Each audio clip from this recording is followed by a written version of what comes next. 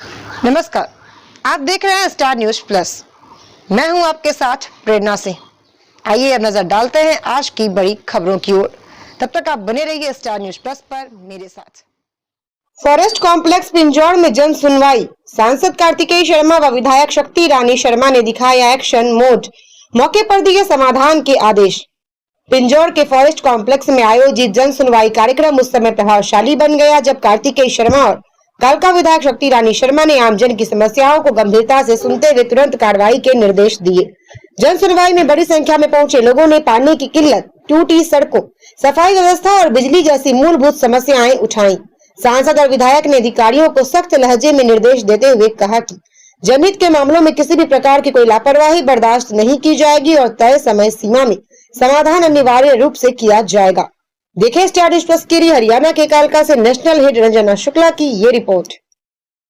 उसी समय 3-4 महीने बरसात के बाद गिर गया जी। अभी तक उस पर कोई कार्रवाई नहीं हुई। डिपार्टमेंट डंगा था, कच्चा डंगा था, पक्का डंगा था जी। डिपार्टमेंट वालों से, फॉरेस्ट गार्ड से भी बात हुई जी, दरोगा जी से भी कि इसको करवा देंगे, अभी तक नहीं हुआ जी। डीएफओ साहब आपके संज्ञान में है विषय?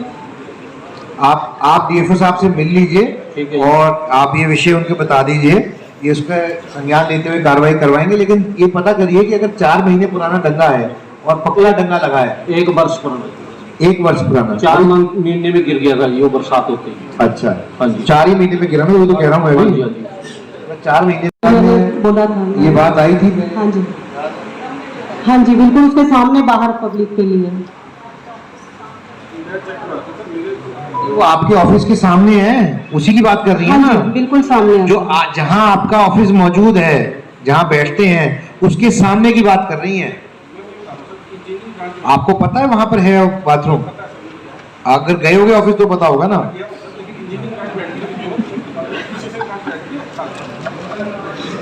आपको कितना टाइम चाहिए ऑफिस वो ठीक कराने के लिए? चेक नहीं, कितना टाइम चाहिए भाई साहब ठीक कराने के लिए, ये पूछ रहा हूं। मार्केट के बीच में है ये, मार्केट लाइफलाइन है, लोग आते हैं, हमारा पूरा व्यापार वहां से होता है, जितने टूरिस्ट आते हैं वहां से निकलते हैं। 10 दिन में इसको ठीक कराइए कृपया। एक सर पटवार खाना है वार्ड नंबर 1 में, उसकी हालत बहुत खस्ता है, बिल्डिंग बनी हुई है, टूटने लायक है, उसका भी सर करवा दीजिए कुछ भी।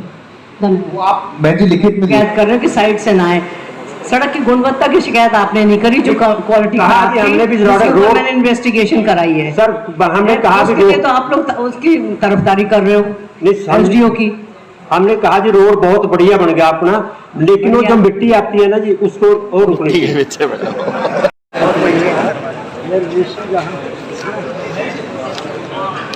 बख्शा नहीं जाएगा।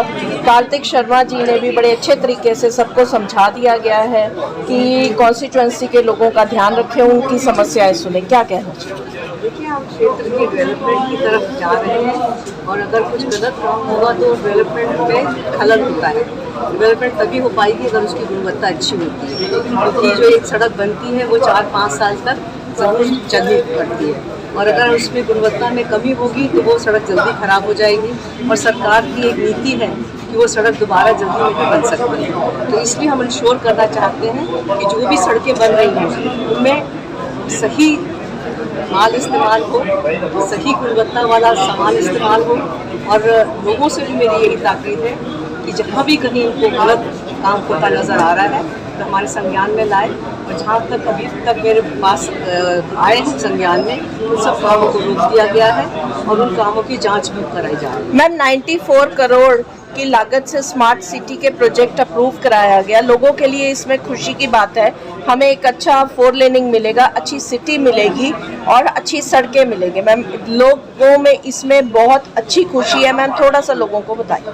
बस मैं लोगों से एक रिक्वेस्ट करना चाहती हूँ कि जहाँ उन्होंने इतना सब्र किया है थोड़ा सा और सब्र करें। और जो ये मल्ला रोड से हमारी परवानों वाली सड़क है, जैसे ही ये हमारी अप्रूव हो चुकी है, सब कुछ इसका काम हो चुका है, सिर्फ ये लागू होने वाली है, टेंडर इसका लगने वाला है और इतना इनको सब्र और ज़रूर करना है। और एक बार वो सड़क बनेगी तो बहुत अच्छी गुणवत्ता की सड़क बनेगी और हमारी जो सिटी की लाइफ लाइन है बहुत मजबूत हो जाएगी। थोड़ा सा समझाया भी गया कि आप जनता का ध्यान रखें, ये आपकी कॉन्स्टिट्यूएंसी है, जनता परेशान नहीं होनी चाहिए।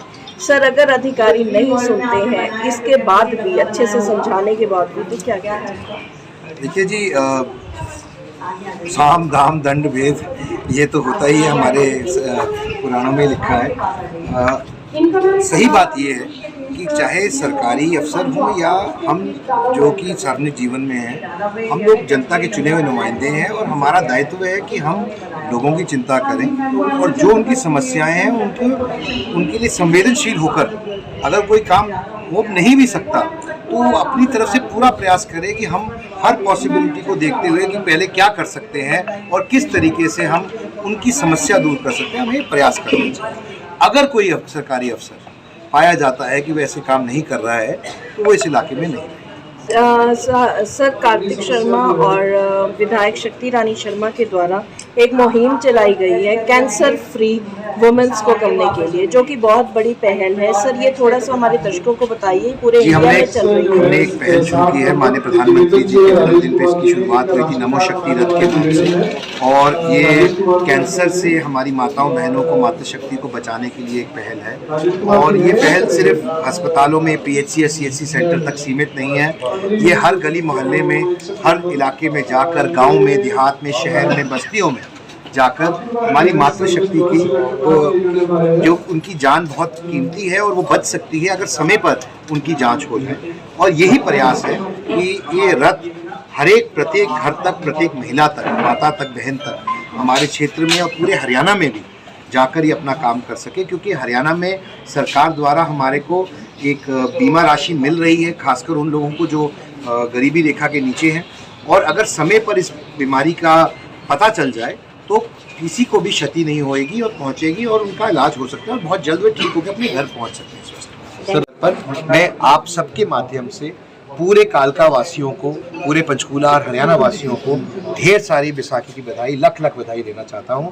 ये दिन हर्ष और उल्लास के साथ हम मनाएं और अपने परिवार के साथ और अपने दोस्तों मित्रों के साथ इस दिन को मनाएं, जैसे कि हम हमेशा करते हैं। बहुत बहुत करता हूं कि सरकार जल्द ही इसके अंदर कोई ना कोई हल निकाले। सर नगर परिषद में भी बहुत सी कॉलोनियां हैं ऐसी जहाँ पे 7A लगी हुई है, जिसके कारण वहाँ पे विकास कार्य नहीं हो पा रहे हैं। देखिए, नगर परिषद में बहुत से कॉलोनियों का इशू है। उसमें तो सबसे पहले जो अवैध कॉलोनियां हैं उनको रेगुलराइज करने की 14 कॉलोनियां हैं और उसकी लिस्टें अपडेट होके जा सके, ताकि जो चूक पिछली बार हो गई थी वो दोबारा ना होए। जो चूक हमारे टाइम पे तो नहीं हुई थी, पहले हुई थी, लेकिन ये 14 की 14 कॉलोनियां रेगुलराइज हो सके और हर घर मालिक को वैध तरीके से हर वो सुविधा मिल सके जो बाकी के शहर को मिलती है। ये प्रयासरत है, हर हरियाणा सरकार कटिबद्ध है। उन्होंने पहले भी ये मुहिम चलाई थी, अभी भी चला रहे हैं और उम्मीद करता हूँ बहुत जल्दी रेगुलराइज हो। एक ही कालका क्षेत्र के अंदर सड़कों का वाक़ा आप सबके सामने है, लेकिन इसीलिए एक बहुत बड़ी मुहिम, बहुत बड़े बजट के साथ पहले चरण में लगभग 114 सड़कें पारित हुई हैं जिन पे काम चल रहा है। अब दूसरे चरण का काम भी बहुत जल्द शुरू होने वाला है और चूंकि काम बहुत ज़्यादा है, लेकिन मैं आपको आश्वस्त करता हूँ, ना कोई सड़क बचेगी, ना कोई गली बचेगी। ये प्रण हमने लिया था, इसको पूरा